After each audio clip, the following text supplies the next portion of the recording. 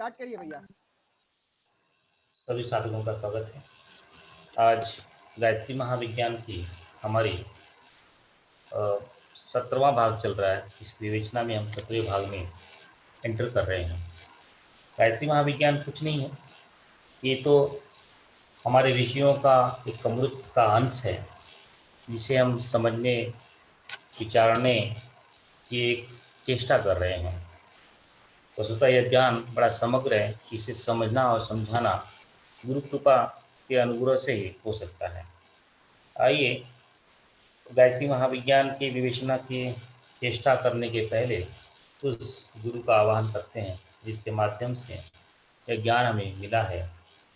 आंखें बंद रखिए, हाथ गोद में रखिए, कमर सीधी रखिए, दोनों हाथ गोद में,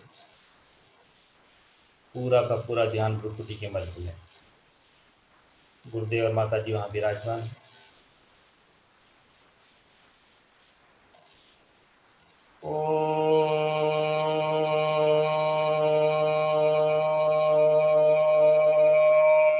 ब्रह्मानन्दं परमसुखदम् केवलं ज्ञानमूर्तिं द्वन्द्वातीतं गगनसदृशं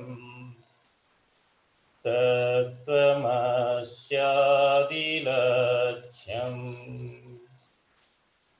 एकं नित्यं विमलम् अचलम् सर्वधि साक्षिभूतम् भावातीतं त्रिगुणरहितं सद्गुरुं नमामि। अखण्डानन्दबोधाय शिष्यसन्तापहारिणे सच्चिदानन्दरूपाय तस्मै श्रीगुरवे नमः। तस्मै श्रीगुरवे नमः। तस्मै श्रीगुरवे नमः। जो हमें परम ब्रह्म के आनंद को बता दे, जो परम सुख क्या है उसका ज्ञान करवा दे, जो सिर्फ और सिर्फ ज्ञान की मूर्ति हो, सभी द्वंद्वों से परे हो, गगन से भी ऊंचा हो, उसका सिर्फ एक ही लक्ष्य हो, तत्त्वमसि तत्त्वमसि तत्त्वमसि। शिष्यों को यह बता दे कि वह तू ही है, वह तू ही है, वह तू ही है।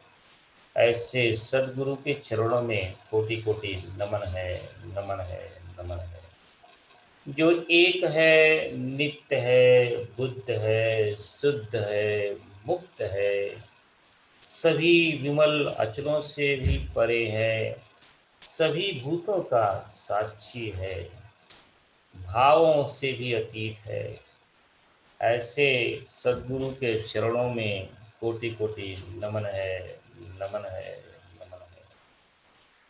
जो शिष्यों को अखंड आनंद का बोध करा देता है, जो शिष्यों को के संताप को हरण कर लेता है, शिष्यों को सत्य चित्त आनंद का स्वरूप दिखा देता है, ऐसे सद्गुरु के चरणों में कोटि कोटि नमन है, नमन है, नमन है। वस्तुतः सद्गुरु का काम एक ही होता है, शिष्य को अपने उस लक्ष्य तक पहुंचाना, यानी जीव को आत्मा में, परमात्मा में, ब्रह्म में लीन करवा देना। इसलिए तो महागुरु ने ये जब गुरु गीता का संवाद माता भगवती को बताया, उसने लिखा है कि तत्व जो है उसका क्या है, तत्त्वमसि दी लक्ष्यम, जिसका लक्ष्य एक ही है। गुरु की पहचान कैसी होती है, सदगुरु की पहचान कैसी होती है, उसका सिर्फ एक ही लक्ष्य होता है, शिष्यों को बताना तत्त्वम असि, तत्त्वम असि, और उसको दिखाना कि सत्य चित्त आनंद ब्रह्म का स्वरूप क्या है। तो सदगुरु की पहचान ये वही होती है, न वो आपको नौकरी देगा, न आपको वैभव देगा, न आपको जो है बहुत प्रतिष्ठा देगा, वह तो सिर्फ आपको वही बताएगा तत्त्वम असि, तत्त्वम असि, तत्त्वमसि, तत्त्वमसि। ये महागुरु ने महाकाली को समझाते हुए कहा कि सदगुरु का यही लक्षण होता है, गुरु का यही लक्षण होता है, वह सिर्फ। इसलिए आजकल के जो हमारे स्कूल्स में, कॉलेज में जो हमें पढ़ाते हैं, हम उन्हें गुरु नहीं कहते हैं। गुरु शब्द ये भारतवर्ष की देन है, कहीं दूसरे जगह नहीं आता है आजकल। इसलिए इसका इंग्लिश में, फ्रांस में, फ्रेंच में ट्रांसलेशन भी एज ए गुरु ही होता है। गुरु कैनॉट बी टीचर, गुरु का ट्रांसलेशन टीचर नहीं हो सकता। जैसे आत्मा का ट्रांसलेशन सोल नहीं हो सकता है। आत्मा अलग है, सोल अलग है, क्योंकि आत्मा हमारे सनातन धर्म के अनुसार नित्य है, शाश्वत है, अखंड है, अनंत है। सोल है, वो सोल, वो तो क्या है, ये जो सोल इंग्लिश वर्ड है, ये इंग्लिश वर्ड में आया है, बाइबल से आया हुआ वर्ड है। उसमें क्या होता है, एक जन्म के उपरांत है, उनके जो ईश्वर रहते हैं उनको अपने आग्रह में ले लेते हैं, और वहाँ पे उनकी समाधि हो जाती है, एक एक समय के लिए काल की हो जाती है। तो हम कभी भी जब यूज करें, soul cannot be translated as आत्मा, और आत्मा cannot be translated as soul. इसलिए हम है हमेशा बोलेंगे आत्मा, सोल नहीं बोलेंगे। दूसरा एक मैं वो भी देखता हूँ कि आजकल बहुत सारे भाई बहन लिखते हैं रिप, कोई किसी की भाई बहन की मृत्यु हो जाती है, उसमें क्या रेस्ट इन पीस, ये गलत शब्द है। हमारे सनातन धर्म में रेस्ट एंड पीस हम कभी भी यूज नहीं कर सकते हैं, क्योंकि आत्मा तो शाश्वत है, शांति है। इसलिए हमारे ऋषि मुनि ने बताया कि ओम शांति शांति, और दिवागंत आत्मा को शांति प्राप्त हो। तो हम जो है ये शब्दों के भ्रम जाल में बहुत फिलॉसफी समझनी पड़ेगी कि ये जो वर्ड हम यूज़ करते हैं, गुरु, आत्मा, ओम शांति, इन शब्दों के पीछे का तथ्य बड़ा महत्वपूर्ण होता है। तो अगर हम उसको समझ के बिना ही जस्ट इंग्लिश में ट्रांसलेट कर दें, तो अर्थ का अनर्थ हो जाता है। इसलिए हमको थोड़ा सा चिंतन करना चाहिए, कौन से शब्दों को इंग्लिश में ट्रांसलेट करना है, कौन से शब्दों को नहीं करना। गुरु का कोई रिप्लेसमेंट नहीं है, आत्मा का कोई शब्द दूसरा शब्द नहीं है, भगवान का कोई दूसरा शब्द नहीं है। भगवान भगवान ही होता है, गॉड नहीं हो सकता। ये सब जो है ये हमारे फिलोसफिकल, बिकॉज फिलोसफिकल डिफरेंस है। हम जो कल्चर, हमारा जो डिफरेंस है, उनका डिफरेंस अलग है, ये बहुत अलग है। इसलिए इन शब्दों का ट्रांसलेशन नहीं हो सकता है। तो शब्दों की माया जाल से बाहर निकल करके आदि शक्ति के बारे में हम चिंतन करते हैं, वर्णन करते हैं। आदि शक्ति क्या है? आदि शक्ति, ये चराचर जगत आदि शक्ति के किरणामान से, नुपुर मार्ग से ही चल रहा है। ये आदि शक्ति के माध्यम से ही सब कुछ है। आदि शक्ति के माध्यम से ही हम बोल रहे हैं, सुन रहे हैं, दिख रहा है। जो नहीं दिख रहा है वो भी आदि शक्ति है, जो दिख रहा है वो भी आदि शक्ति है। तो कहने का तात्पर्य ये है कि इस चराचर जगत में जो है और जो नहीं भी है, वो सब आदि शक्ति की ही देन है। और इसी के दो भाग हैं। इसी के दो भाग को ऋषि मुनियों ने, एक को सिंबॉलिक रूप में से गायत्री, और एक को सिंबॉलिक रूप से सावित्री कह दिया। लेकिन वस्तुतः ऐसा कुछ नहीं है, दोनों एक ही हैं, मूलतः एक ही हैं। सिर्फ हम अपने आप को डिफरेंस करने के लिए उसको अलग अलग नाम दिए हैं। ऋषि मुनि हमको कोई कन्फ्यूजन ना हो, इसलिए नाम दिए ताकि जो है हम उनको समझ सकें, इस गुणवत्ता के अनुसार जो उनका नाम का उद्बोधन कर सकें। गायत्री चेतन शक्ति है, और सर्वार्थ सावित्री जो है परमाणु शक्ति है। गायत्री की अनंत विद्याएं हैं। गायत्री के बारे में गुरुदेव लिखते हैं कि गायत्री के बारे में आज तक पूर्ण रूप से जाना नहीं जा सका है। सिर्फ उसके बारे में 1000 पद्धति से उसको जानने की चेष्टा ऋषि मुनियों ने की है, जो लिपिबद्ध हुई है। तो ऋषि मुनि अलग अलग माध्यम से, क्योंकि वो अनंत है, अखंड है, उसको कैसे समझा और समझाया जा सकता है। तो ऋषियों ने चेष्टा की है। अब तक गुरुदेव लिखते हैं, अब तक सिर्फ जो है 1000 तरह के माध्यम से गायत्री को जाना जा सका है, और उसको जितना जाना चुका है वो सिर्फ एक अंश मात्र है। गुरुदेव ये भी लिखते हैं, गुरुदेव लिखते हैं जितना हमें अभी समझ में आया गायत्री के बारे में वो सिर्फ अंश मात्र है। तो आप समझ सकते हैं कि गायत्री का विस्तार कितना है।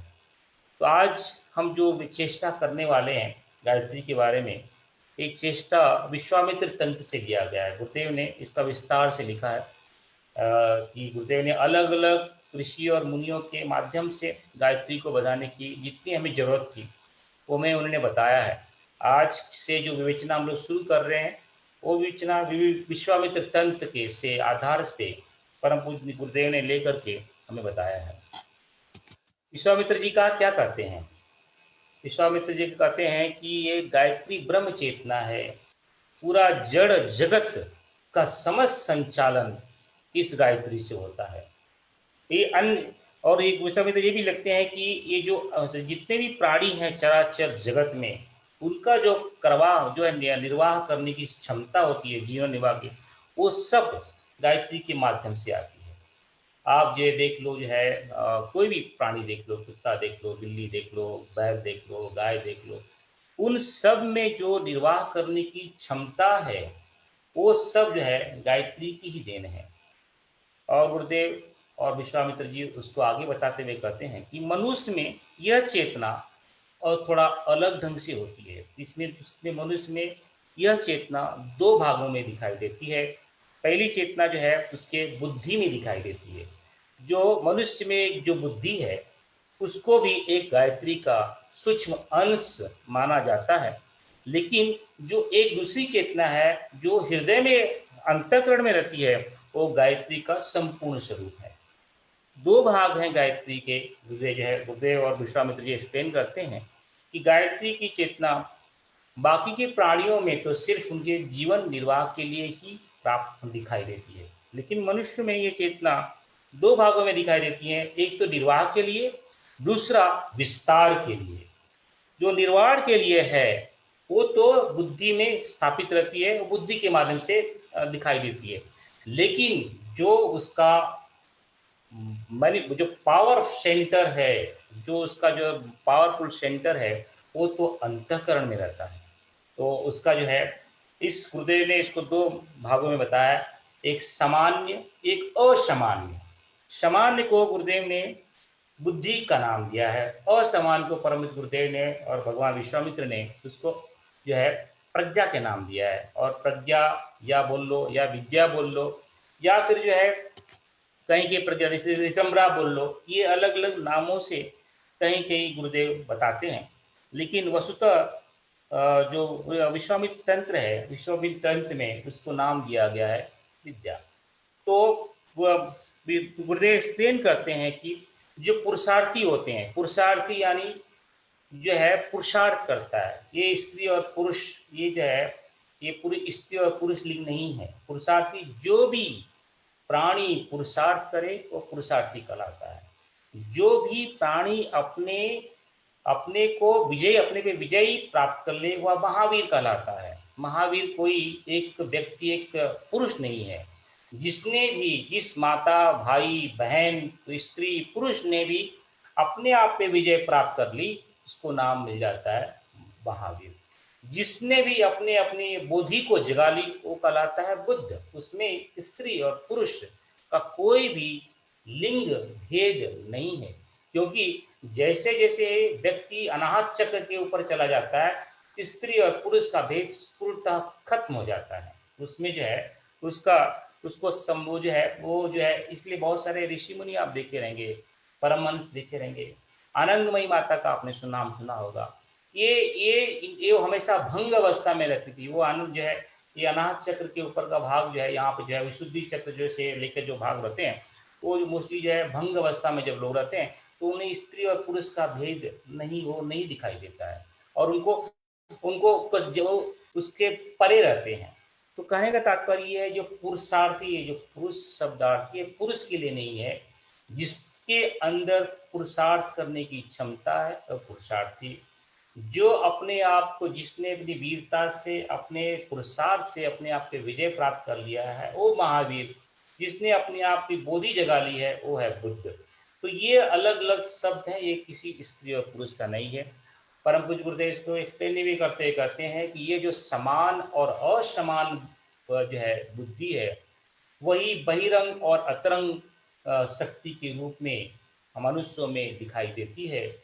मूलतः वह जो है बुद्धि में बहिरंग के रूप में दिखाई देती है और अंतःकरण में वह जो है अंतरंग के रूप में दिखाई देती है। जो बहिरंग है उससे जो है मनुष्य जो है वैभव प्राप्त कर सकता है। जो अंतरंग है उससे मनुष्य जो है ऐश्वर्य को प्राप्त कर लेता है। और ऐश्वर्य जो जैसे कि 24 आवर्स मुझे मिले हैं और मैं 12 घंटा सिर्फ और सिर्फ अपने ऑफिस और बिजनेस के कामों में लगा हूँ या अपने घर परिवार के कामों में लगा हूँ। तो ये मैं अपनी जो बुद्धि यूज कर रहा हूँ ये मेरी मानसिक बुद्धि है, समान बुद्धि को उपयोग कर रहा हूँ। मेरा बिजनेस कैसे बढ़ाना है, मेरे घर को आगे कैसे बढ़ाना है, मेरे परिवार को कैसे आगे अच्छी नौकरी मिले, अच्छा ये हो जो भी है। कि जो प्रपंच है ये प्रपंच बुद्धि के माध्यम से होता है। लेकिन जो अपना असमान शक्ति है उसमें अगर उससे क्या होगा, उससे आप वैभवशाली बनेंगे। आपके पास में एक की जगह 5 घर होंगे, एक की जगह 2 कार होगी, एक की जगह बहुत सारे बिजनेस में आपको बहुत सा आपका पोर्टफोलियो अच्छा होगा, आप बहुत पैसे वाले होंगे। ये जो है बुद्धि, अगर ये पुरुषार्थ पुरुषार्थ तो आदमी कहीं भी कर सकता है। ये पुरुषार्थ है, पुरुषार्थ जो है अपनी बुद्धि पे भी कर सकता है, पुरुषार्थ है व्यक्ति अपने अंतःकरण पे भी कर सकता है। जहां उसका पुरुषार्थ जाएगा वहां उसकी प्रगति होगी। अगर व्यक्ति का पुरुषार्थ उसके बुद्धि में जाता है तो वो वैभवशाली बनता है। वैभवशाली बनने से उसके अंदर धन, बल, कौशल, यश, प्रभाव, ये सब चीजें उसके अंदर गुणवत्ता दिखाई देने लगती है। आदमी धनवान बनता है, आदमी बलवान बनता है, आदमी कौशल वाला बनता है, मतलब स्किल उसकी डेवलप होती है। आदमी यशवान बनता है, आदमी प्रभावशील बनता है। इसके लिए उदाहरण में जो राजा होता है, राजा जो प्रजापति होता है या जो राजा होता है, इंद्र होता है, या आप हमारे प्राइम मिनिस्टर को ले लो, ये कौन है? ये लोग वैभवशाली लोग हैं। ये इन्होंने ये वाली बुद्धि इस जो गायत्री का जो पहला वाला भाग है उस भाग में पुरुषार्थ किया है, इसलिए इनके साथ में धन, बल, कौशल, यश और प्रभाव दिखाई देता है। लेकिन कोई कोई बिरला जो होता है वो क्या करता है, अपने पुरुषार्थ को अंतःकरण में लगाता है, अंतरंग में लगाता है। और जब वो अंतरंग में लगाता है तो ऐश्वर्यवान होता है। ये दोनों अलग अलग चीजें हैं, वैभववान और ऐश्वर्यवान। बहुत रेयर कॉम्बिनेशन में आपको वैभव और ऐश्वर्य आपको दिखाई देगा। जैसे आप देखो, भगवान राम की मूर्ति देखो या भगवान राम को देखो, भगवान कृष्ण को देखो, या आप जो है इनको देखोगे आपको समझ में आएगा कि राजा जनक को देखो, इनके पास में वैभव भी है, इनके पास में ऐश्वर्य भी है। आप चित्र देखोगे कि राजा, यार चक्रवर्ती राजा कौन? राम। चक्रवर्ती राजा राम के चेहरे पे इतनी मुस्कान, इतना मतलब नील कमल जैसे चेहरा, मतलब कि आंखें, वो ऐश्वर्यवान भी है और वैभववान भी है, दोनों है। लेकिन ये बहुत रेयर कॉम्बिनेशन है। इसलिए आप देखोगे 2 धाराएं हैं, एक धारा में हम अपने आप को धन, बल, कौशल, यश, प्रभाव के माध्यम से पुरुषार्थ वहां लगाएंगे के माध्यम से हम राजा बन सकते हैं, हम चक्रवर्ती राजा बन सकते हैं, हम इंद्र बन सकते हैं, हम ईश्वर को प्राप्त कर ईश्वर बन सकते हैं, मतलब अवतारी सत्ता बन सकते हैं। लेकिन एक दूसरी शक्ति है, एक दूसरा जो है, हम उसमें अगर पुरुषार्थ करेंगे तो हम संत बनेंगे, ऋषि बनेंगे, महर्षि बनेंगे, देवर्षि बनेंगे, ब्रह्म ऋषि बनेंगे। तो ये 2 भाग हैं, देवता और ऋषि। यहाँ पे इसका अंतिम छोर है देवता, इसका अंतिम छोर है ऋषि। तो ये विश्लेषण है। इसलिए हम सबको गर्व होना चाहिए कि हम ऋषि पुत्र हैं, हम ऋषि हैं। क्योंकि वैभवशाली बनना बहुत आसान है, ऐश्वर्यवान बनना बड़ा मुश्किल है, डिफिकल्ट है। इसलिए आप देखोगे जो ऋषि होता है वो झोपड़ी में रहता है, उसके पास वो चाहे तो ब्रह्मांड को बना सकता है, पैरेलल यूनिवर्स क्रिएट कर सकता है, उसके अंदर इतनी पावर होती है। लेकिन उसकी लंगोटी जो होगी वो फटी पुरानी होगी। लेकिन फिर भी राजा, जो चक्रवर्ती राजा है, वो उसके पास में धन है, वैभव है, कौशल है, यश भी है, प्रभाव भी है, लेकिन भी फिर भी राजा जो है क्या करता है, ऋषि की कुटिया में आता है, उसको जूता चप्पल बाहर निकालता है, मुकुट बाहर रखता है, तलवार बाहर रखता है और फिर आकर उसको साष्टांग प्रणाम करता है। मतलब ऋषि का महत्व कितना ज्यादा है। और क्योंकि राजा को पता है कि ऋषि चाहे तो मेरे जैसे कितने राजाओं को पैदा कर सकता है, ऋषि चाहे तो मेरे से कितनी सारे पृथ्वी को खड़ा कर सकता है, मेरे ऋषि चाहे तो कितने सारे ब्रह्मांड को खड़ा कर सकता है। तो ऋषि हमेशा उच्च लोक होता है। परम बुद्ध ने यहाँ पे 5 बातें लिखी हैं कि जिस जिस तरह से, जैसे जैसे मैं पुरुषार्थ करूंगा, जितना मैं पुरुषार्थ करूंगा उतना मेरा बिजनेस डेवलपमेंट होगा। मेरा चिंतन 8 घंटा, 10 घंटा, 12 घंटा, 24 घंटा रहेगा और मैं खूब पुरुषार्थ करूंगा, तो मैं एक बिजनेस जो है 1 लाख से 2 लाख, 2 लाख से 10 लाख, 20 लाख, 1 करोड़, 10 करोड़ जो है, इतना अरबों खरबों जो है उसमें चलता जाएगा। उसी में, इसी श्रेणी में ऋषि भी होता है। इतना वो पुरुषार्थ करता है तो पहले संत बनता है, संत बनने के पश्चात में और पुरुषार्थ करता तो ऋषि बनता है। ऋषि बनने के बाद में, ऋषि एक पदवी है, ऋषि बनने के बाद में जो है और पुरुषार्थ करता तो महान ऋषि बन जाता है। जब वो और पुरुषार्थ करता है तो देवताओं का ऋषि बन जाता है, देवताओं का जो है गुरु बन जाता है, उसके अंदर देवत्व आ जाता है। जितने भी देवता है जो है, इंद्र, सूर्य, ये सब जितने भी देवता है, उनको भी वो अधिपत्य कर लेता है, उनसे भी आगे हो जाता है। और लेकिन जो उससे भी आगे पुरुषार्थ करता है तो ब्रह्म ऋषि बन जाता है, पूरे ब्रह्मांड का ज्ञान, वो ब्रह्म के स्वरूप हो जाता है। तो सबसे बड़ी उपाधि जो है ब्रह्मर्षि। तो ये कैटेगरीज है, जैसे कि भाई हमारे फॉर्चून 15, फॉर्चून 100, फॉर्चून 10 ऐसे वो जो निकलती है ना मैगजीन, और ये वाला बिजनेसमैन टॉप में, अंबानी नंबर 1 है, ये नंबर 2 है। तो ये है वैभव वाला श्रेणी।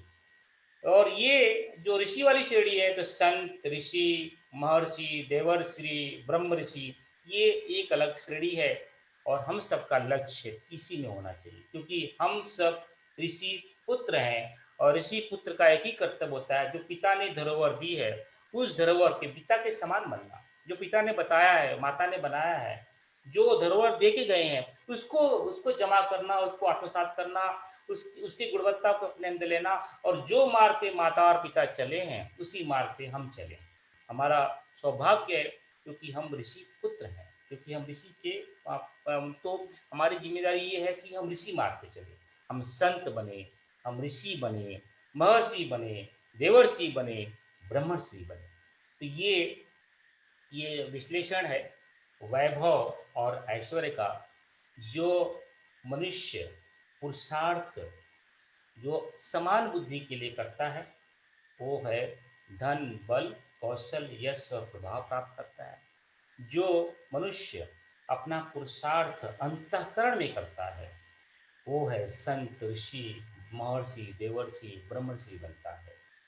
गुरुदेव और भगवान विश्वामित्र ये भी लिखते हैं, वैभव संपन्न को दैत्य कहते हैं, ऐश्वर्यवान महामानव को दैव कहते हैं। अब ये अब लिटरली मत लेना भैया कि ये जो मतलब कि जो वैभव वाला जाएगा वो राक्षस हो गया, नहीं, ऐसा नहीं है, गलत है। एक उपज है। हमारे यहाँ बड़ा अच्छा विश्लेषण है। आज मॉर्निंग में सुबह जो है दीदी ने बताया था, दीति और अदिति दोनों एक ही पिता के पुत्र हैं, दीति और अदिति। दीति यानी दीति से ही दैत्य बना है। दीति जो माँ दीति है, वो कश्यप ऋषि की पत्नी दीति, तो उनके पुत्र जो है, दीति के पुत्र जो है दैत्य बने, मतलब राक्षस, तमस तमस रूप के बने। अदिति के पुत्र जो है, सब जितने भी देवता लोग हैं, इंद्र, ये सब जितने भी देवता बने, वो जो अदिति के पुत्र हैं। तो ये दो दो अलग अलग धाराएं हैं, इसमें कोई बुरा और अच्छा नहीं है। दो जैसे कि करंट है, नेगेटिव तरंग करंट और पॉजिटिव तरंग दोनों जरूरी है, उसी तरह से ये दो चीजें हैं, धाराएं हैं। एक जो है वैभव संपन्न, जिसे परम पूज्य गुरुदेव और भगवान विश्वामित्र ने दैत्य बताया है, जो ऐश्वर्यवान महामानव को देव बनाया है। तो इसको आगे बताते हुए ऋषि कहते हैं कि उसको थोड़ा सा और मैंने थोड़ा सा ये किया है कि जो बुद्धि, समान बुद्धि जो होती है और जो असमान होती है उसको प्रज्ञा कहते हैं। जो बुद्धि है बहिरंग में काम करती है और प्रज्ञा जो है अंतरंग में काम करती है। और बुद्धि को ही शिक्षा कहते हैं और बुद्धि और प्रज्ञा को ही विद्या कहते हैं। वैभव से ही आदमी समृद्धि को प्राप्त करता है, ऐश्वर्य से आदमी अंदर की ऐश्वर्यता को प्राप्त करता है और ब्रह्मसी तक बनने की क्षमता रखता है। वैभव से जो है मनुष्य के अंदर धन, बल, कौशल, यश, प्रभाव, बिजनेसमैन, राजा, किंग, इंद्र इत्यादि की उपाधि मिलती है। ऐश्वर्य से जो है अंदर से आदमी जो है मनुष्य जो है संत, ऋषि, महर्षि, देवर्षि, ब्रह्मर्षि बनता है। तो ये दो बाइफिकेशन और दोनों ही चेतनाएं गायत्री की है। ये बात हमें ध्यान रखना चाहिए। इसलिए अगर दोनों हम किसी को नकार नहीं सकते, क्योंकि दोनों चेतनाएं गायत्री की हैं। एक वाली वैभव वाली चेतना भी गायत्री की है, जो ऋषि वाली चेतना भी वो गायत्री की है। तो ये इसको नकारा नहीं, इसलिए दोनों का रेस्पेक्ट है, दोनों की मान्यता है, दोनों की अपनी अपनी गुणवत्ता है और दोनों के जैसे कि दो मार्ग है। तो हमारा मार्ग क्या है? जो हमारे पिता ने मुझे बताया है, जो मेरे पिता ने मुझे दिया है, उस मार्ग पे चलना। इसलिए मैं बोल रहा हूँ कि मेरे पिता ने क्या दिया है। मेरा पिता तो ऋषि है, ब्रह्मांड को रचयिता है, ब्रह्मांड को संभालने वाला है। तो हमारा उद्देश्य क्या होना चाहिए कि मैं भी मेरे पिता के कदमों पे चलूं, जो उसने दिया है थोड़ा थोड़ा उसको ग्रहण करते हुए आगे चलूं। तो ये हमारा जो जिसका जैसे कि शुक्राचार्य का जो शिष्य होगा उसको जो है वो अलग ढंग से काम करेगा, लेकिन जो बृहस्पति का शिष्य होगा अलग ढंग से काम करेगा। तो हमारा गुरु हमारा पिता कौन है?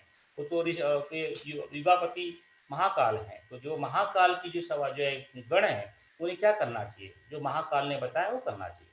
तो ये है वैभव उपार्जन करने के लिए। अभी कोई भी चीज़ है, जैसे मुझे डॉक्टरी करनी है, इंजीनियरिंग करनी है, तो मुझे दो चीज़ करना चाहिए। मुझे ज्ञान करना लेना पड़ेगा, नॉलेज एब्जॉर्ब करना पड़ेगा, और नॉलेज के साथ साधन इंफ्रास्ट्रक्चर लेना पड़ेगा। तो ज्ञान और इंफ्रास्ट्रक्चर ये दो मूलभूत चीज़ें हर एक चीज़ के लिए। तो जो ज्ञान उपार्जन के लिए, वैभव करने के लिए क्या दो चीज़ें मूलभूत चीज़ चाहिए? ज्ञान चाहिए और साधन चाहिए। उसी तरह से जो है ऐश्वर्य प्राप्त करने के लिए, अंतरंग साधना के लिए भी दो चीज चाहिए, ज्ञान चाहिए और साधन चाहिए। और जो है अंतरंग साधना में ज्ञान को योग कहते हैं और साधन को साधना कहते हैं, ये तप करते हैं। तो ये ज्ञान पक्ष में जो है ये जो है योग और तप, यानी अंतरंग ज्ञान की यात्रा करने वालों के लिए योग और तप। योग यानी उपासना, तप यानी साधना। ये परम पूज्य गुरुदेव और भगवान विश्वामित्र लिखते हैं, ये परम पुरुषार्थ है। इसको बोलते हैं, जो है एक कोटेशन दिया है, परम पुरुषार्थ। जो मनुष्य अपने पुरुषार्थ को योग में लगाता है, तप में लगाता है, यह कहलाता है परम पुरुषार्थ। जो व्यक्ति अपने आप को जीत लेता है वह व्यक्ति कहलाता है महावीर। जो व्यक्ति अपने बुद्धि को जागृत कर लेता है वो कहलाता है बुद्ध। तो ये ये एक उपाधि है। ये उपाधि के लिए पुरुषार्थ करना पड़ता है। तो परम पूज्य गुरुदेव लिखते हैं कि अंतरंग की यात्रा करने वाले को एक पुरुषार्थ करना पड़ता है, योग और तप। और जो मनुष्य योग और तप करता है उसको परम पुरुषार्थी कहते हैं। और मनुष्य जितना पुरुषार्थ करता है उसके एवज में उसी परसेंटेज के हिसाब से वो संत बनता है, ऋषि बनता है, अवतारी बनता है, देवात्मा बनता है। जो अलग अलग उपाधियां हैं उसी अनुपात में जो है उसको वो उपाधि मिलती जाती है। जैसे कि आप ऑफिस में जाओगे, आप मेहनत करोगे तो भाई इंजीनियर बन जाओगे, फिर सीनियर इंजीनियर बन जाओगे, फिर लीड बन जाओगे, फिर या मैनेजर बन जाओगे, सीनियर मैनेजर बन जाओगे, इंजीनियर डायरेक्टर बन जाओगे, सीनियर डायरेक्टर बन जाओगे, वीपी बन जाओगे। ये अलग अलग उपाधियां हैं। वैसे ही जितना भी हम मेहनत करेंगे अंतरंग की यात्रा में, वैसे वैसे ही हम सिद्ध पुरुष बनेंगे, ऋषि बनेंगे, महात्मा बनेंगे, अवतारी बनेंगे, देवात्मा बनेंगे और अल्टीमेटली ब्रह्म ऋषि बनेंगे। तो ये हमारी मेहनत पे डिपेंड करता है, हम कितने पुरुषार्थ करते हैं। उस पुरुषार्थ के माध्यम से जो है हम जो है ऋषि और महात्मा बन सकते हैं। यहाँ पे योग और तप आया है, तो पिछले जो कौन सा योग जो है वहाँ पे बताया ना कि ज्ञान और साधन। तो ये पिछले विवेचना में गुरुदेव ने और अभी बताया है कि 12 तरह के योग हैं और 12 तरह के तप हैं, जिसका डिस्कशन हमने बहुत डिटेल में पिछले सप्ताह में किया था। यहाँ पे नहीं करेंगे, सिर्फ आपको मालूमात के लिए यहाँ बता रहे हैं कि जिस योग और तप को हमें करना है, हमें ऋषि के पद पे चलना है, तो ये जो 12-12 योग दिए हैं और 12 जो तप दिए हैं, इनको अपने जीवन में उतारना पड़ेगा। तभी हम ऋषि के पद पे, हमारे पिता ने जो हमें बताया है, उस पिता के बताए हुए रास्ते पे चल सकते हैं। गुरुदेव लिखते हैं, अब ये बहुत ऐसा सुंदर स्पष्टीकरण आपको किसी भी लिटरेचर में, किसी भी किताब में आपको नहीं मिलेगा। मैंने इतनी सारी किताबें पढ़ी हैं, सुंदर, इससे सुंदर डेफिनेशन साधना का मैंने कहीं नहीं देखा। इसलिए मैंने आपको बताना चाहता हूँ, आपको शायद मिला, लेकिन मुझसे इससे ज्यादा सुंदर डेफिनेशन मुझे आज तक नहीं मिला। गुरुदेव क्या लिखते हैं कि पूरा जो चराचर जगत है वो ब्रह्म चेतना से ओतप्रोत है। उस ओतप्रोत चेतना को प्राप्त करना ही, प्राप्त करने का प्रयास करना ही साधना कहलाता है। कितना सुंदर डेफिनेशन है। हम जो है अलग अलग डेफिनेशन यहाँ वहाँ दिखते आए, सुनते आए, लेकिन इसी डेफिनेशन देखो गुरुदेव क्या लिखते हैं कि पूरी जो पूरा जो चराचर जगत है, ब्रह्मांड है, और ब्रह्मांड के अलावा भी जो कुछ भी है, उसमें जो चेतना है, उस चेतना को धारण करना के लिए प्रयास करना ही साधना कहलाता है। ये उत्कृष्ट, मुझे तो बहुत, आज ऐसा डेफिनेशन मुझे नहीं मिला। और परम गुरुदेव इसको और फिर से विस्तार में बताते हैं कि इसका माध्यम भक्ति हो सकती है। भक्ति यानी गुरुदेव एक्सप्लेन करते हैं, भक्ति यानी भाव संवेदना। तो यानी जो शरीरधारी हैं, उन शरीरधारियों के लिए ये है भाव बड़ा महत्वपूर्ण है। भाव यानी, भाव को ऋषि मुनि कारण शरीर भी कहते हैं। यानी जो हमारा जो सूक्ष्म स्थूल सूक्ष्म कारण, तो कारण शरीर के अंदर की सब जो है अपने आप को कारण शरीर तक ले जाना, मतलब भाव संवेदना को ले जाना, भक्ति के माध्यम से जो है कारण शरीर को अति शीघ्र पहुंच सकते हैं। तो गुरुदेव लिखते हैं कि चराचर जगत में जो चेतना व्याप्त है, उस चेतना को प्राप्त करने का प्रयास ही साधना कहलाता है। और उस साधना को प्राप्त करने का सबसे बड़ा टूल है भक्ति। भक्ति यानी भाव संवेदना। और गुरुदेव एक्सप्लेन करते हैं, साधना की सफलता के लिए भाव भरी साधना अनिवार्य है। यानी भाव संवेदना नहीं होगी, अंतःकरण में शुद्धता नहीं होगी, तब तक जो है उस चराचर जगत के एनर्जी को, उस विश्वात्मा को, उस गायत्री को, उस आर्य शक्ति को हम प्राप्त नहीं कर सकते। अब उसमें गुरुदेव थोड़ा सा और टेक्निकल बातें बताते हैं कि ये भाव संवेदना यानी अपनी मानस पटल पे भाव लेके आना। अपनी मानस पटल पे भाव संवेदना कैसे करेंगे? अभी मुझे अपनी माँ की याद आ रही है, तो क्या क्या होगा? तो पहले मेरे सामने माँ का चित्रण आएगा। मैं सोचूंगी यार मेरी माँ जो है इतने जल्दी उठती थी, मेरे लिए खाना बनाती थी, मेरे लिए कपड़े इस्त्री करती थी, मुझे भोजन करवाती थी, जब भी आता था मुझे पानी देती थी, चाय देती थी, इतना कष्ट। तो एक पूरा चित्रण, एक पिक्चर जो है मेरे सामने उपलब्ध हो गया। वो अगर पिक्चर नहीं आएगा कि कुछ भी भाव संवेदना मेरी नहीं जागृत होगी। पिक्चर के बिना उस हमारा जब तक हम उसको हमारा मानस पटल में वो भाव नहीं आए, वो भाव आएगा ही नहीं पिक्चर के बिना। तो ऋषि मुनियों ने इसको ध्यान में रखते हुए क्या किया, नाना प्रकार के अलग अलग पिक्चर बनाए, मूर्ति की स्थापना की, अलग अलग ड्राइंग किए कि ये जो गायत्री है, ये जो आर्य शक्ति है, एक हाथ में कमंडल है, एक हाथ में किताब है। ऐसी कोई भी गायत्री नहीं है जिसके हाथ में कमंडल हो, ऐसा कोई पिक्चर ही नहीं है।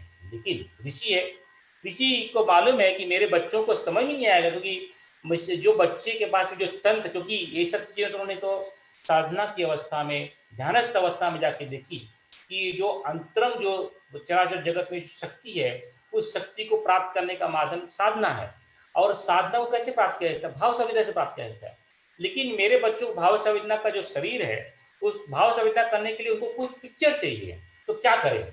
ऐसा कोई, गुरुदेव भी प्रवचन में कहते हैं, ऐसी कोई भी गायत्री नहीं है जिसको एक मुख है, जिसको 5 मुख है, जिसको 15 मुख है, एक 2 हाथ है, ऐसा कोई भी पिक्चर और चित्रण नहीं है। लेकिन हालांकि हम सबको उससे कनेक्ट कर पाएंगे, क्योंकि हम 2 हाथ 2 पैर वाले मनुष्य हैं। हमें हमारे भाव संवेदना जागृत हो, इसलिए हम राम को कब देखेंगे, राम को, कृष्ण को क्यों देखेंगे? मीराबाई ने क्या किया? मीराबाई ने तो कभी कृष्ण को देखा नहीं।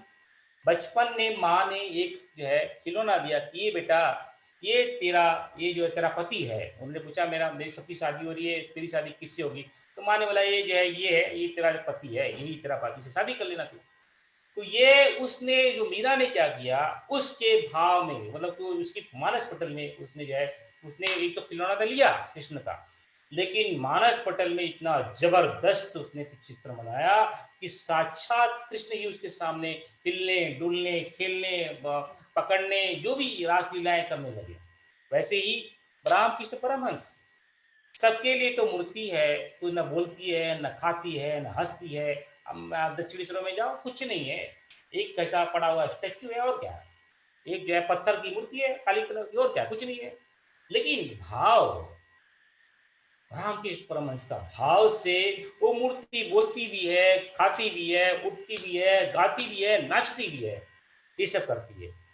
तो वही है, जब तक भाव नहीं जाएगा, ऋषि जानता है कि जब तक भाव नहीं आएगा तब तक हमारे बच्चों को समझ में नहीं आएगा। इसलिए उन्हें नाना प्रकार के जितने भी देवी देवताओं के चित्र बने, परम पूज्य गुरुदेव और भगवान विश्वामित्र लगते हैं कि वो सब आर्य शक्ति के एक रूप के भागी हैं। ये है कि इनके पीछे का तथ्य ये है कि हमारा जो तंत्र है, शारीरिक तंत्र है, बिना किसी को भाव पैटर्न पे लाए हुए उसको समझ नहीं सकता, उससे संवाद नहीं कर सकता, उससे कनेक्शन नहीं बिठा सकता। तो इसके लिए ऋषि मुनियों ने हमारे लिए चित्र बनाया। अलंकारिक ढंग से जो उसकी परिभाषा की गई थी, तो उसको अलंकार जो है वेद काल में अलंकारिक ढंग से उसकी परिभाषा की गई थी। ये अभी जो है पुरातन काल में जो है उसकी जो है चित्रण जो है ड्राइंग के माध्यम से, मूर्ति के माध्यम से प्रथा जो है उसकी प्रतिष्ठा की गई। तो ऐसा कोई देवी देवता नहीं है। इसलिए आप देखोगे हमारे यहाँ पे सिर्फ पहले बहुत अधिक मात्रा में शिवलिंग ही है निराकार स्वरूप का, क्योंकि पहले मूर्तियां नहीं थी। तो शिवलिंग के रूप में जो है एक पत्थर हो गया, ये निराकार स्वरूप है। तो उसको शिवलिंग में कहीं कहीं गुरुदेव ये भी एक्सप्लेन करते हैं कि ये सूर्य की उपासना है, कहीं कहीं बोलते हैं शिव की उपासना भी है। तो कहने का तात्पर्य ये है कि कालांतर में जब मूर्ति बनने का पद्धति आई, तब जो है लोगों ने मूर्तियां बनाना शुरू किया। पहले मूर्ति बनना नहीं था, लेकिन लोगों ने अलंकारिक ढंग से उसकी परिभाषा की थी कि भाई एक गायत्री होती है, सुंदर सी लड़की होती है, 16-18 वर्ष की लड़की होती है, ऐसी मुस्कान होती है, नील जैसे कमल जैसी आंखें होती है, एक हाथ में कमंडल होता है, एक हाथ में, ये सब अलंकारिक है, ऐसी कोई गायत्री नहीं है। बुद्ध का प्रवचन सुने क्लियरली है। लेकिन ऋषि मुनि हमें बताने के लिए, हमारे अंदर भाव पटल में, वो मानस पटल में उसकी संवेदना को जगाने के लिए ये सब ढंग से बनाए हैं। और उस जितनी मूर्तियां बनाई हैं, जितने भी उन्होंने विश्लेषण किए हैं, उसका एक बहुत महत्वपूर्ण विश्लेषण है, उसका एक बहुत बड़ा संवाद है। तो इसी को आगे बढ़ाते हुए गुरुदेव लिखते हैं कि ऐसे अंतराल में अनंत शक्तियां हैं और उन शक्तियों के माध्यम से हम जो है चराचर जगत चल रहा है। लेकिन इन शक्तियों को अगर अलग अलग ढंग से बांटें तो वो सिर्फ 24 शक्तियां निकल के आती हैं। और इसी के आधार पे, इसी के बीच पे हमारा गायत्री मंत्र आधारित है। इसलिए आप देखोगे कि कहीं भी देखोगे 24 अवतार, 24 देवता, 24 ऋषि, 24 गीताएं, ये सब 24 के ही वंश में आते हैं। क्योंकि जो बीज है, कालांतर में जो बड़ा बीज है वो 24 ही है। इस 24 से ही सब कुछ 24 निकल के आता है।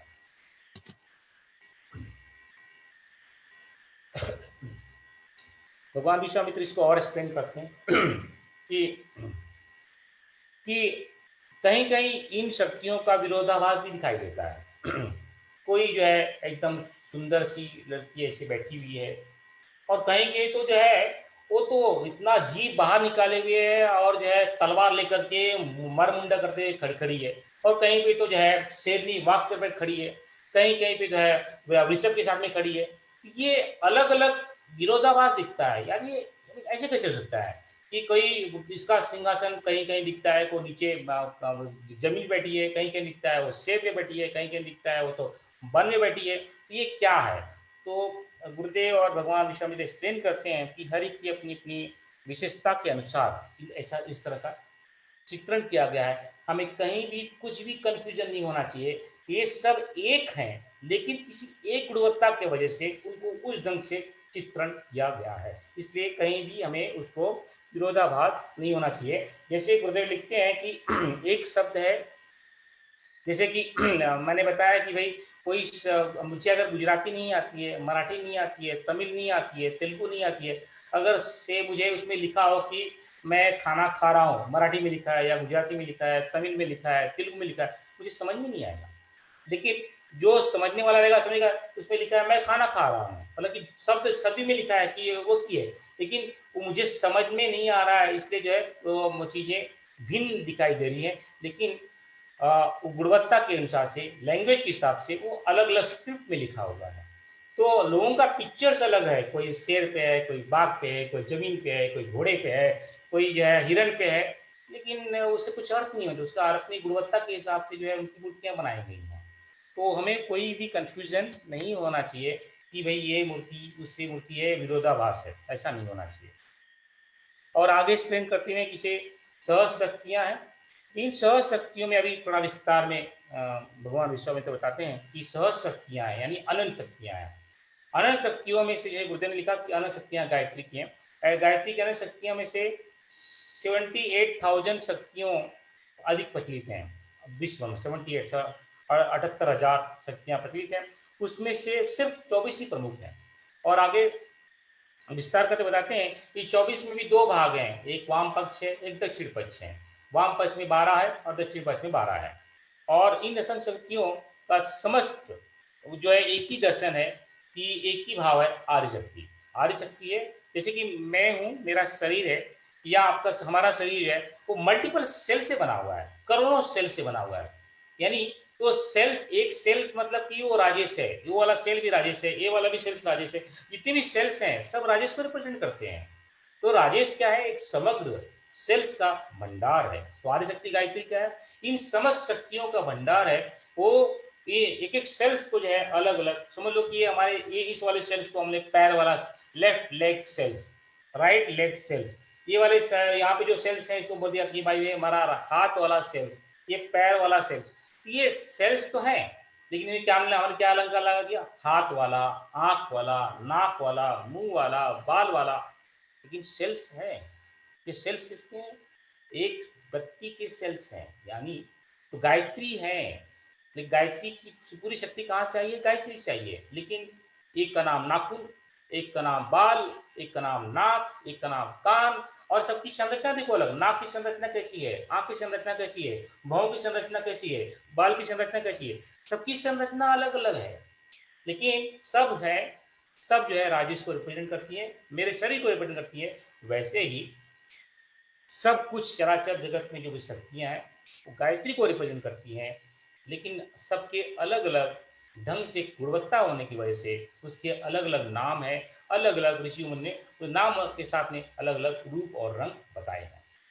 तो आगे लिखते हैं कि इन सहज शक्तियों में तो 24 तो प्रमुख हैं, लेकिन उसका उसमें से 24,000 में निकालना है। 24,000 में से 1000 प्रमुख हैं, 1000 में से 108 प्रमुख हैं और 108 में से 24 प्रमुख हैं। तो इस तरह से जो है हमारा जो है सहस्त्र में से जो है, जैसे कि मेरा पूरा शरीर है करोड़ों अरबों खरबों सेल से बना हुआ है।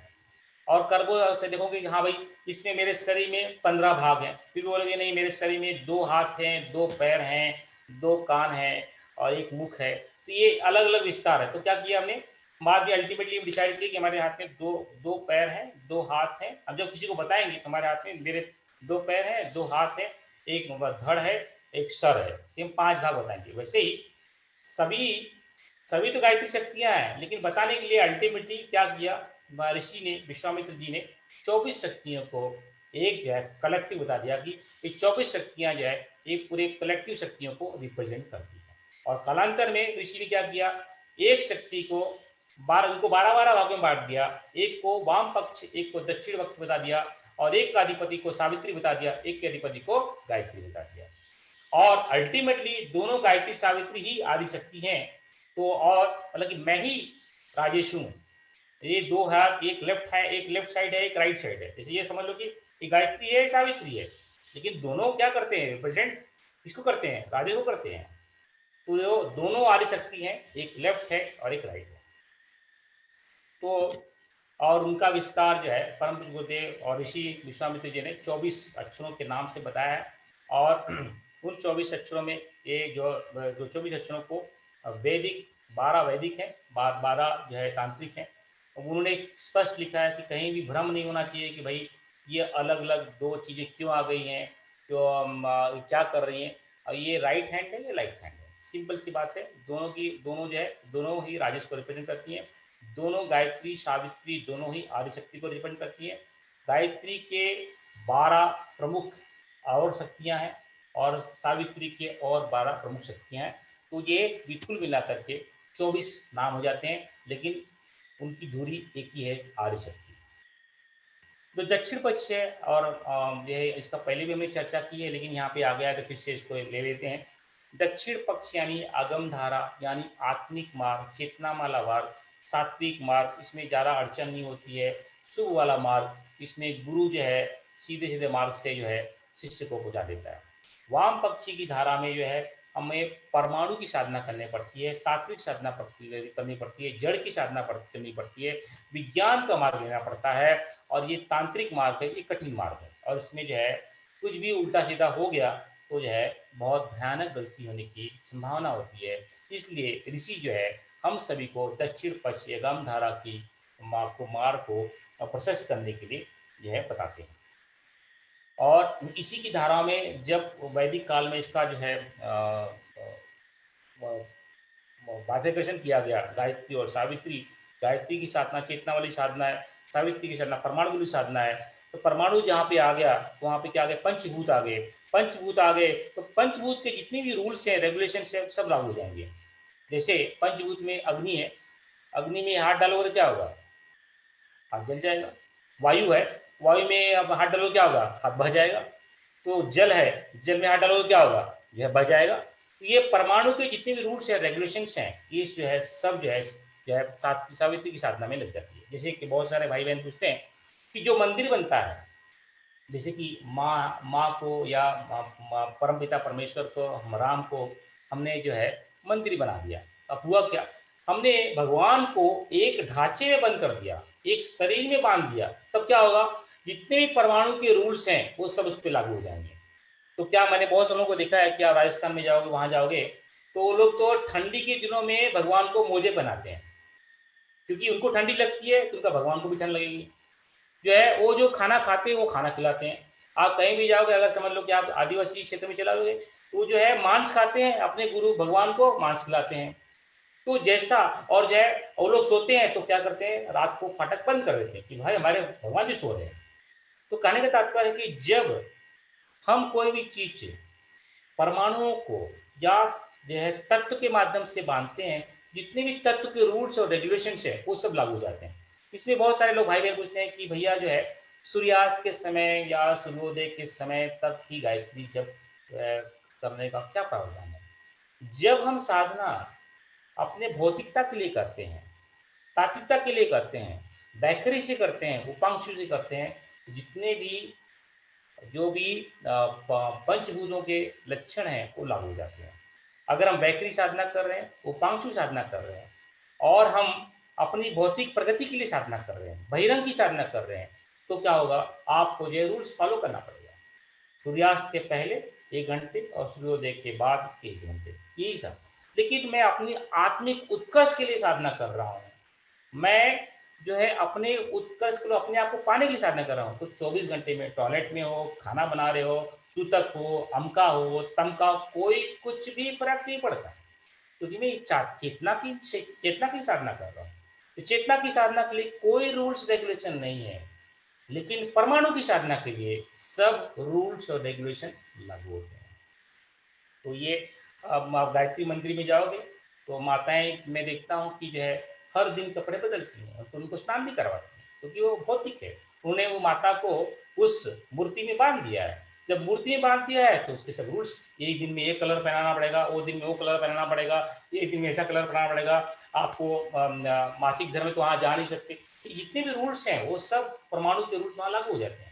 लेकिन अगर आप अंतरंग की साधना कर रहे हो, वही गायत्री के अंतरंग साधना कर रहे हो, निराकार साधना कर रहे हो, तो कोई भी रूल्स रेगुलेशन, कोई भी मासिक नहीं, कोई सूदक नहीं, कोई अंका नहीं, कोई तो कुछ नहीं रूल्स लगेंगे आपको, क्योंकि हम तो चेतना की साधना कर रहे हैं। चेतना में कोई शरीर नहीं है, जब शरीर नहीं तो कोई रूल ही नहीं है। तो ये मोटी मोटी बातें हमें समझ में आना चाहिए। तो गायत्री जो है विद्या माया है, पराप्रकृति है, बला शक्ति है, तमोगुणी है। इसको हमने बहुत पहले लिया भी है। तो फिर से उसको रिकैप कर लेते हैं, पहले भी किया है। गायत्री और सावित्री, गायत्री सत्वगुणी है, सावित्री तमोगुणी है। एक गायत्री जो है योग का माध्यम है, तमगुण जो है सावित्री जो है सब का माध्यम है। गायत्री ज्ञान है, आत्मिक है, वैदिक है, आंतरिक है। सावित्री विज्ञान का पक्ष है, तात्विक है, तांत्रिक है, बहिरंग है। हमारे ऋषि मुनि यहाँ नहीं रुकते हैं। परम पूज्य गुरुदेव तो इतने दयालु हैं, इतने दयालु हैं, ऐसा गुरु ऐसा तो शायद पैदा ही नहीं होगा हमारे ज़माने में। तो उन्होंने क्या किया, इतनी अवतारी पुरुष, अवतारी चेतना होने के बावजूद भी, सब कुछ इतना करने के बावजूद भी, पहले शंकराचार्य के रूप में आए, पहले बाद में जो है भगवान के रूप में आए, परम कृष्ण के रूप में आए, बुद्ध के रूप में आए, अलग अलग रूपों में जब आए, तो इतना काम करने के पश्चात में जब इतने इतने दयालु बने हो, इस बार क्या किया उन्होंने, गायत्री की शक्ति को पूर्ण रूप से आत्मसात किया, उसका छलन किया, जितनी इनको जरूरत थी उतना दे दिया। उन्होंने गायत्री और सावित्री के मंत्र के अंदर जो है, वो जो गायत्री का लाभ है, सावित्री का लाभ है, एक पूरे मंत्र में आप करोगे दोनों लाभ को मिल जाएंगे, भौतिक भी मिल जाएगा और आत्मिक भी मिल जाएगा। तो आपको कुछ अलग से करने की कोई तांत्रिक साधना, सात्विक की सावित्री की साधना, ये उसकी साधना, पंचकोश की साधना, कुंडलिनी की साधना, कोई भी साधना करने की जरूरत नहीं है। सिर्फ मनोयोग से, पूर्ण मनोयोग से अंतरंग साधना गायत्री का ध्यान करेंगे, जप करेंगे, तो क्या होगा, वो जो है सब जितनी गुरु आपको चाहिए वो सब मिल जाएगा। परम पूज्य गुरुदेव इसको एक्सप्लेन करते हैं कि ये श्लोक के माध्यम से बताया जाता है कि जो वैदिक साधना है उसमें जो 12 शक्तियां हैं, उन शक्तियों के नाम है आर्य शक्ति, ब्राह्मी, वैष्णवी, शांभवी, वेद माता, देव माता, विश्व माता, ऋतंबरा, मंदाकिनी, अजपा, रिद्धि और सिद्धि। ये ये 12 शक्तियां जो हैं गायत्री की वैदिक शक्तियां हैं, इन्हें इसका आधिपत्य गायत्री करती है। और दूसरा जो 12 शक्ति है ये वही, इसको थोड़ा सा फिर से एक्सप्लेन किए। गायत्री जो चैतन्य सृष्टि है, यानी चेतना वाली जो शक्ति है, ब्राह्मी, वैष्णवी, वेद माता, देव माता, विश्व माता, अजपा, मंदाकिनी, रिद्धि और सिद्धि।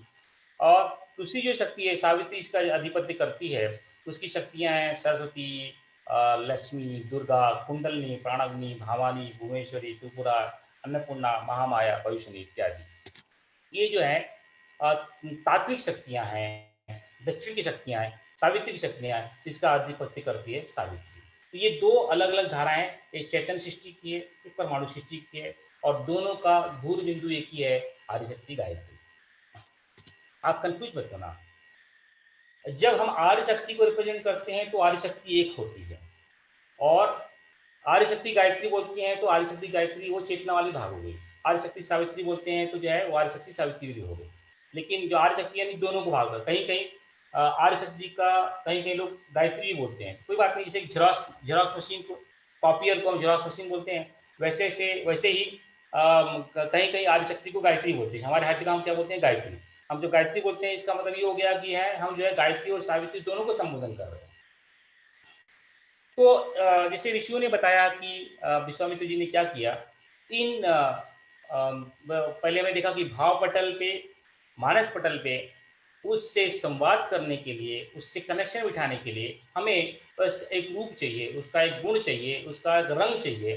तो ऋषियों ने जितनी भी 24 शक्तियां थी, उन सभी 24 शक्तियों को अलग रूप, अलग रंग, अलग ढंग सब दे दिए, ताकि उसके साथ में हम समन्वय बिठा सकें।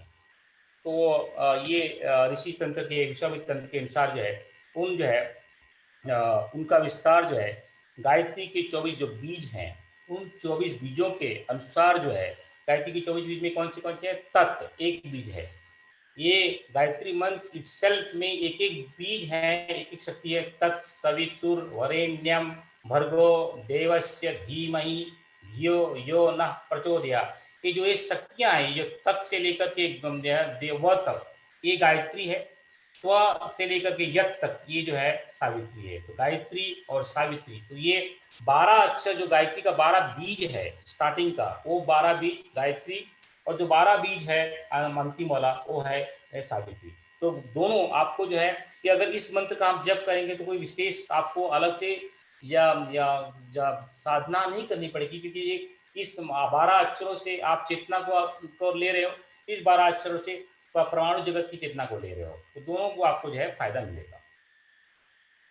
तो उसी को जो विस्तार में ऋषि जो है उसी को जो है बताते हुए कि एक एक शब्दों से, एक एक अक्षर बीज से क्या क्या बनता है। एक तत् से गायत्री, और जो है गायत्री, ब्राह्मी, वैष्णवी, शांभवी, विश्वमाता, ऋतंबरा, मंदाकिनी, अजपा, रिद्धि, सिद्धि, और जो है बाकी के जो 12 अक्षरों से सावित्री, सरस्वती, लक्ष्मी, दुर्गा, कुंडलनी, प्रणांगिनी इत्यादि इत्यादि।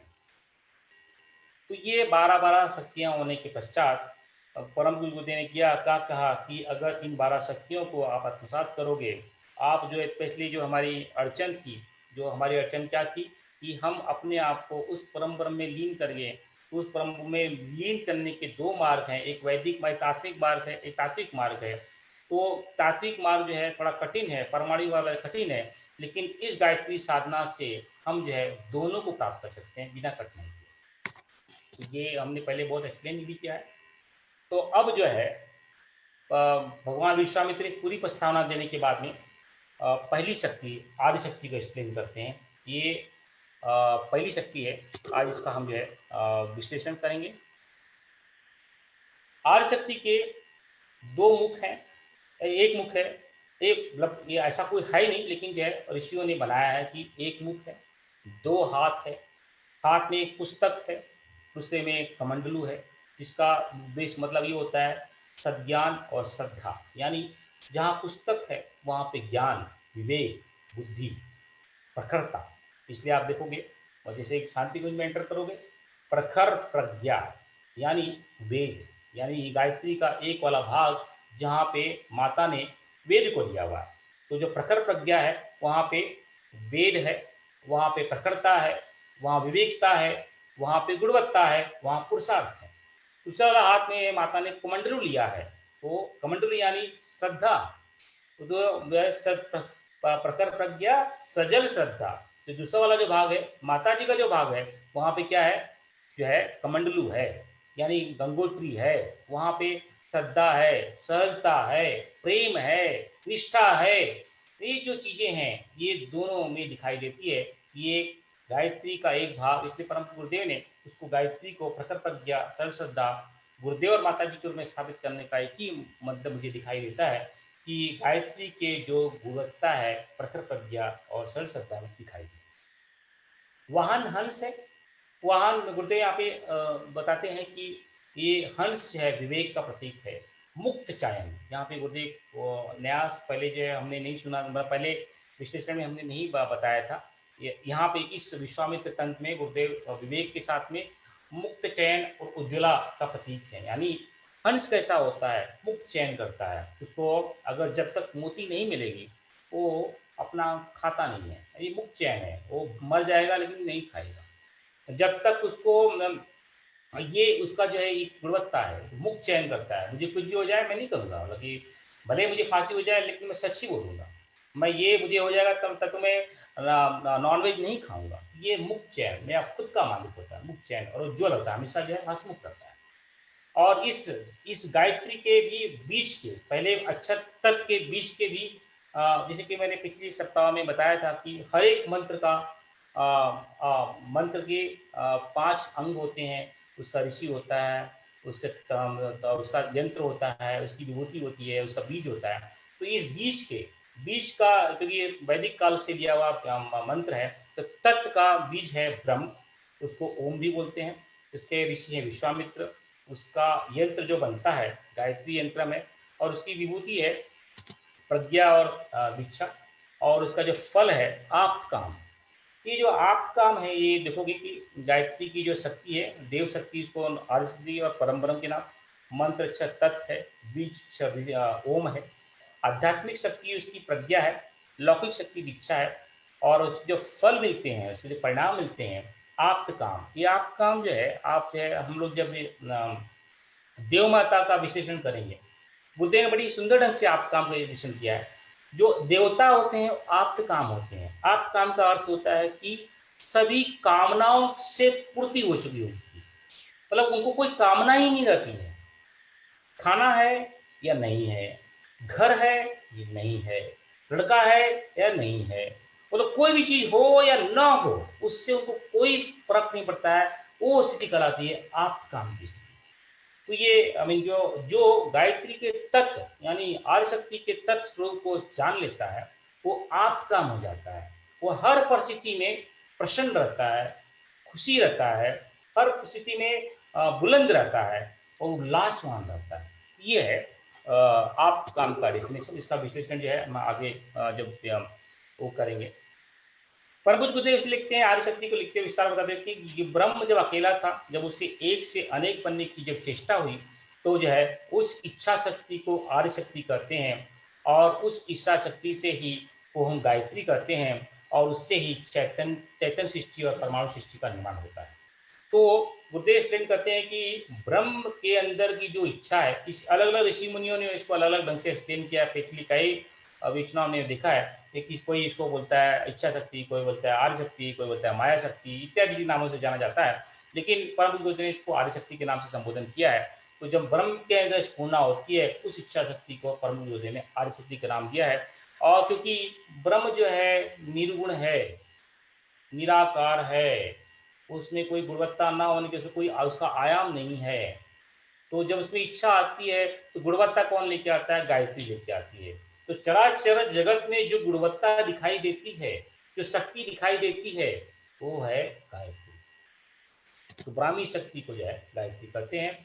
और इसको जो है जो कुछ प्रभु जी लिखते हैं कि संकल्प मतलब कि ब्रह्म में संकल्प यानी पूर्ण संकल्प आया, सकल संकल्प से प्रयत्न, प्रयत्न से पदार्थ, ये तीन प्रक्रिया है। संकल्प होता है जैसे कि आप एक संकल्प करते हो कि क्या संकल्प करते हो कि मैं 9 दिनों में 24,000 का मंत्र करूंगा, मैं 9 दिनों ब्रह्मचर्य का पालन करूंगा, 9 दिन में मैं सिर्फ एक टाइम खाना खाऊंगा। ये हो गया संकल्प। जब संकल्प आया तो उसके बाद आप प्रयत्न करते हो, प्रयत्न करोगे तब पूरा होगा। प्रयत्न करोगे, प्रयत्न करने के पश्चात में जो है अब पदार्थों को आप छोड़ना और पकड़ना शुरू करते हो। एक टाइम खाना नहीं खाना है, 4 घंटे जप करना है, 2 घंटे ध्यान करना है। यानी क्या किया? अपने पदार्थों को छोड़ना और पकड़ना शुरू किया। तो 3 प्रक्रिया होती है, संकल्प, प्रयत्न और पदार्थ से लगाव और छुड़ाव। ये सृष्टि का चक्र है। ये 3 चीजों से ही पूरा सृष्टि चलती है और ये अनंत काल से चला आ रहा है। तो इसको जो है इसका जो भाग होता है परम गुरु देते हैं, ये है स्थूल भाग। और आज के ऋषि मुनि बताते हैं कि इस स्थूलता के अंदर, पदार्थ के अंदर एक अणु होता है, एक परमाणु होता है, उसके अंदर हमेशा कंपन होती है, उसमें तरंगे आती है। उस तरंगों को गुरुदेव ने बताया ये सूक्ष्म भाग है। लेकिन ये हमारा आज का वैज्ञानिक यहाँ तक खोज कर पाया कि भाई एक पदार्थ होता है, ये बॉटल है, हमारे लिए बॉटल है, हमारे समान व्यक्ति के लिए बॉटल है। लेकिन जो साइंटिस्ट है, आज का साइंटिस्ट है, उसको मालूम रहेगा कि बॉटल तो है, सही है, आप सही हो, इसका स्थूल भाग है, लेकिन ये बॉटल अणु और परमाणुओं से बना हुआ बॉटल है। इसको जब अंदर डीप जाएंगे, ये जो है बॉन्डिंग किए हुए छोटे छोटे पार्टिकल्स हैं जो लगे हुए हैं, जो कंपन करते रहते हैं। भले हमको दिखता है ठोस है, लेकिन जो है साइंटिस्ट है वो बोलेगा ठोस तो दिख तो रहा है, लेकिन इसका जो सूक्ष्म भाग है वो इसमें वाइब्रेट हो रहा है, हमेशा तरंगे कर रहा है, छोटे छोटे पार्टिकल्स को परम कर रहे हैं। और हमारे ऋषि मुनि उसके बियॉन्ड भी जाते हैं। हमारे ऋषि बोलते हैं कि जो तरंगे हो रही हैं, ये तो सिर्फ ब्रह्म चेतना की प्रतिक्रिया, गुरुदेव ने एक शब्द लिया है, ब्रह्म चेतना की प्रतिक्रिया भर है, ब्रह्म चेतना की प्रतिक्रिया भर है। और ये प्रतिक्रिया गायत्री को रिप्रेजेंट करती है, क्योंकि ब्रह्म जो है, ब्रह्म क्या है? ब्रह्म गुरुदेव लिखते हैं वो साक्षी होता है, दृष्टा होता है, निर्विकार होता है, निर्विकल्प होता है, अचिंतन होता है, निराकार होता है, व्यापक है, लेकिन उसमें कोई क्रिया नहीं हो सकती है। तो जो भी क्रिया होती है, जो क्रिया करवाती है या करती है, जो होती है, जो भी है, वो कौन है? वो सब गायत्री है। तो 3 भाग हो गए, एक स्थूल भाग हो गया, एक सूक्ष्म भाग हो गया, लेकिन जो उसमें चेतनता है वो गायत्री है। तो कहने का तात्पर्य स्थूल, इसके अंदर का तरंगों का जो है भाग, तरंगों का जो भाग है उसका सूक्ष्म, और किसके माध्यम से, कौन सी ब्राह्मी चेतना के माध्यम से वो तरंगित हो रहे हैं और उससे जुड़े हुए हैं। मतलब ये बॉटल मेरे हाथ से जुड़ी हुई है, ये बॉटल स्पेस में जुड़ी हुई है, ये बॉटल इस मृत्यु में जुड़ी हुई है, कि इस किसके माध्यम से? वो ब्राह्मी चेतना गायत्री के माध्यम से। क्योंकि ब्रह्म तो गुणवत्ता वाला नहीं है। पर गुरुदेव और एक्सप्लेन करते हैं कि ब्रह्म में जब 3 भाग हो गए, उसमें 3 चेतनाएं निकली, ओ, इसलिए अ, उ और म वही भू भुआ स्व को रिप्रेजेंट करते हैं। और यही गायत्री का त्रिपदा है। अब गुरुदेव ने जो है भगवान विश्वामित्र ने अब गायत्री को 3 पाद बना दिए कि वो जो गायत्री है आदि शक्ति के 3 पाद कर दिए कि गायत्री शक्ति जैसे कि मैं शरीर है तो मेरे 2 हाथ है 2 पैर है, अब मेरे और मेरा डिटेल में विश्लेषण हो रहा है। तो वैसे ही गायत्री को जो है आर्य शक्ति है, आर्य शक्ति में जो 3 भाग हैं अ उ और म, अ उ और म, भू भुव स्व, 3 बातें भू भुव स्व, और ये कौन है इसलिए इसका नाम है गायत्री की त्रिपदा। ये कौन है, किसी भी चीज को 3 डायमेंशन काम करती है, टाइम स्पेस और मैटर। टाइम टाइम स्पेस मतलब कि जो है मतलब कि समय, और जो है समय चाहिए समय, और स्पेस यानी जो है जगह, और जो है मैटर और द्रव, ये 3 चीजें हैं।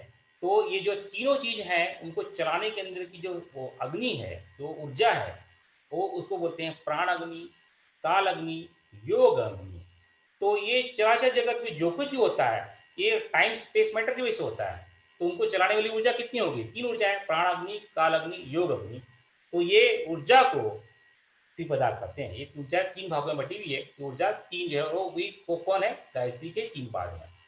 और जो शरीर है, मनुष्य का शरीर है, मनुष्य है, उसमें 3 कर्म होते हैं, 3 योग होता है, और ब्रह्मांड में भी 3 योग होते हैं सब।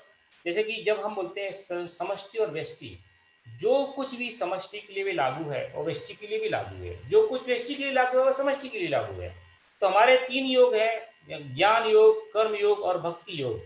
वैसे ही समष्टि में भी ज्ञान की धारा चल रही है, कर्म की धारा चल रही है। जैसे कि हवा हवा चलना बंद हो जाए तो क्या होगा, हवा रुक गई, व्हाट विल हैपन, सब कोलैप्स हो जाएगा। नदी पानी का प्रवाह रुक जाए, जल बंद हो जाए तो क्या होगा, सब रुक जाएगा। तो ये चल रहा है, चक्र है। तो ज्ञान योग, कर्म योग, भक्ति योग है, ब्रह्मांड में भी है। तो पृथ्वी चलना घूमना बंद कर दे सूरज की तरफ, सौर मंडल अपने आकाश गंगा के चार घूमना बंद कर दे, अपना कर्म छोड़ दे, अपना ज्ञान छोड़ दे, अपनी भक्ति छोड़ दे, तो क्या होगा, थोड़ा जो है सौर मंडल कोलैप्स हो जाएगा, मिल्की वे कोलैप्स हो जाएगा। तो वैसे ये सब चीजें 3 गायत्री की त्रिपदा कराती हैं, 3 धारा पे लगी हुई हैं। और ये 3 धाराएं गुरुदेव और भगवान विश्वामित्र अलग अलग ढंग से एक्सप्लेन करते हैं। ईश्वर जीव जगत गायत्री की त्रिपदा, सत्यम शिवम सुंदरम गायत्री की त्रिपदा, भूत भविष्य वर्तमान गायत्री की त्रिपदा, ह्रीम श्रीम क्लीम भू भुव स्व गायत्री की त्रिपदा, ओमकार का अ उ और म गायत्री की त्रिपदा, सत्य चित्त आनंद गायत्री की त्रिपदा, वस्तु देश काल गायत्री की त्रिपदा। जो कुछ भी है, जो कुछ दिख रहा है या नहीं दिख रहा है, जो कुछ भी अस्तित्व में है नहीं अस्तित्व में है, सब 3 भागों में पटा हुआ है, वो सब गायत्री की त्रिपदा है।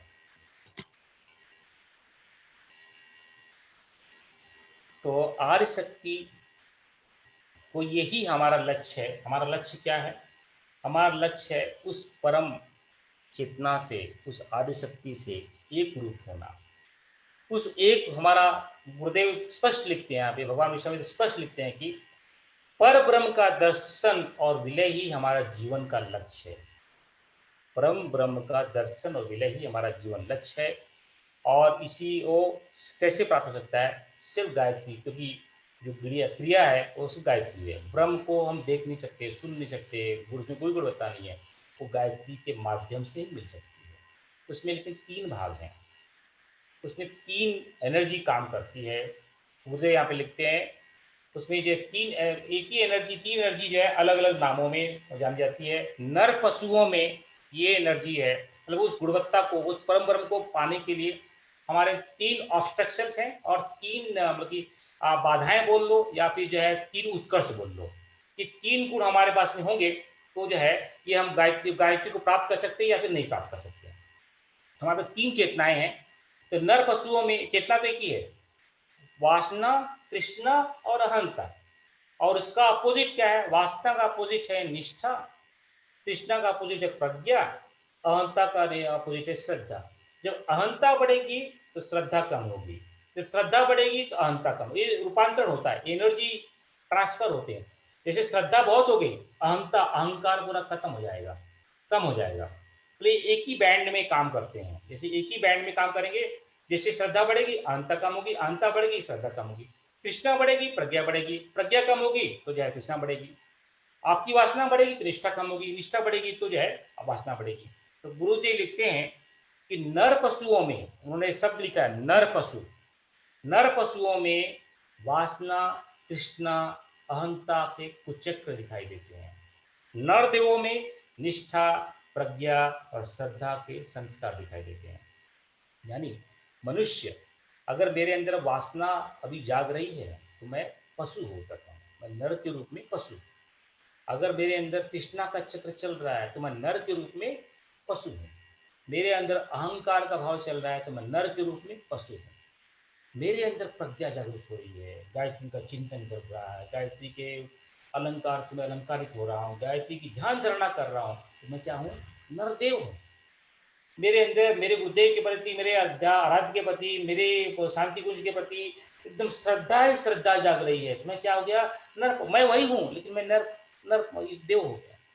मेरे मेरे गुरुदेव के प्रति मेरी निष्ठा खूब खूब फूट फूट के भर के आ रही है, मैं गुरुदेव के लिए कुछ भी कर सकता हूँ, जान में निछावर कर सकता हूँ। ये भावना ही क्या है? नर देव बना देता है। मतलब मैं तो वही रहूंगा लेकिन ये एनर्जी फोर्स मुझे नर पशु और नर देव की श्रेणी में खड़ा कर देगी, और ये बदलती रहती है कि मैं हमेशा नर देव नहीं हो सकता, मैं हमेशा नर पशु भी नहीं हो सकता। ये देखना पड़ेगा कि चौबीसों घंटे में कितनी मात्रा मेरी नर पशु की है और नर देव की है। हमें ये कोशिश करनी चाहिए कि हम अधिक से अधिक मात्रा में नर देव की श्रेणी में अपने आप को पाएं और उसके लिए प्रयासरत करते रहें। ये हमारा अल्टीमेट गोल होना, क्योंकि ये एनर्जी ट्रांसफॉर्म होती है। वासना का ट्रांसफॉर्म निष्ठा में होता है, निष्ठा का ट्रांसफॉर्म वासना में होता रहता है। ये बदलना पड़ेगा। गुरुदेव और उसको आज इसमें करते हैं, निष्ठा यानी सत्कर्म, प्रज्ञा यानी सज्ञान, श्रद्धा यानी श्रद्धा यानी सद्भावना। और उससे क्या होगा? जब निष्ठा आएगी सत्कर्म बढ़ेगा, प्रज्ञा आएगी सज्ञान बढ़ेगा, उससे क्या होगा? हमें तृप्ति मिलेगी, तुष्टि मिलेगी और शांति मिलेगी। तृप्ति यानी हमें संतोष मिलेगा, समाधान मिलेगा और उल्लास मिलेगा। जब हमारे अंदर संतोष और समाधान उल्लासन होगा तो हमारा स्थूल, सूक्ष्म और कारण शरीर पुष्ट होगा और हम सभी जो है शोक संताप से दूर होंगे, रस विभोर होंगे, आनंदमय होंगे और हमें उस सब विभूतियां प्राप्त होगी। ब्रह्म ऋषि, महर्षि, ऋषि, संत, देवात्मा, सिद्ध पुरुष की जितनी विभूतियां हैं वो हमें प्राप्त होंगी। तो कहने का तात्पर्य है कि आर्य शक्ति के त्रिपदा गुण के वजह से इसी को पिक्टोरियल फॉर्मेट में जो गुरुदेव ने लिखा है, पिक्टोरियल फॉर्मेट में जो है बताने की, स्थूल शरीर में तृष्णा होती है, तृष्णा और निष्ठा होती है, तृष्णा और निष्ठा रूपांतरण होती रहती है। सूक्ष्म शरीर में वासना और प्रज्ञा होती है और कारण शरीर में अहंता और श्रद्धा होती है। जैसे जैसे निष्ठा बढ़ेगी हमारा सत्कर्म बढ़ेगा, हम कर्मयोगी बनेंगे और कर्मयोगी बनेंगे तृष्णा हमारी कम होगी। ये इन्वर्सली प्रोपोर्शनल, मैथमेटिक्स में एक शब्द है इन्वर्सली प्रोपोर्शनल।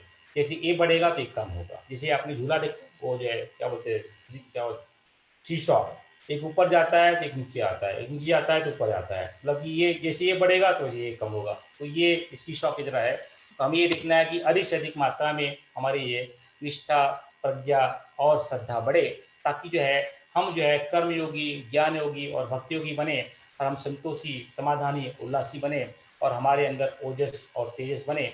और परम बुद्ध ने इसके लिए ही साधना, उपासना, आराधना में बताई है। अगर हम साधना, उपासना, आराधना करेंगे तो हमारा आत्मा पुष्ट होगा, जो है हमारा जो आत्मा की पुष्टि होगी, हमारे जो है हम परमात्मा को प्राप्त करेंगे और जो है विश्वात्मा में लीन होंगे। तो ये गायत्री त्रिपदा को लेते हुए परम गुरुदेव ने, इसको हमने बहुत विस्तार में पहले कई क्लासेस में बताया, यहाँ पे इसको हम नहीं बताएंगे अब जो है। तो इसलिए गुरुदेव ने गायत्री त्रिपदा के आधार पर ही हमें तीन शरीर का ध्यान बताया, जिसके माध्यम से हम ओजस तेजस को प्राप्त कर सकते हैं, जिसके माध्यम से हम कर्मयोगी, ज्ञान योगी और जो है भक्ति योगी बनते हैं। तो आज ये हो गया हमारी आर्य शक्ति की विवेचना। ये पहला गायत्री की शक्ति है, आर्य शक्ति की, इसकी हमने विवेचना की। इसके आर्य शक्ति को त्रिपदा भी करते हैं। उसके ये अलग अलग गुण हैं। चराचर जगत में जो कुछ भी हो रहा है वो आर्य शक्ति के माध्यम से हो रहा है या गायत्री के माध्यम से हो रहा है। ये है पहली शक्ति। आज हम लोग यहीं पे रुकते हैं।